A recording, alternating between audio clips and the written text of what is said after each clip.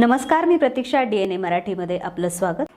गेवराई तालुक्याच्या खळेगाव येथील विधवा महिला श्रीमती द्वारकाबाई सदाशिव नरुटे यांनी त्यांच्या मालकीच्या गट नंबर 50 मधील शेतामध्ये रोजगार हमी योजनेअंतर्गत विहिरीचं खोदकाम केलं होतं. खोदकामातील निघालेला मुरुम येथीलच विक्रम जयवंत नरुटे व विठ्ठल जयवंत नरुटे यांनी मला मारहाण करून 200 ट्रॅक्टर मुरुम चोरून नेले असल्याची तक्रार 29 एप्रिल रोजी गेवराई तहसील कार्यालयात त्यांनी दिली.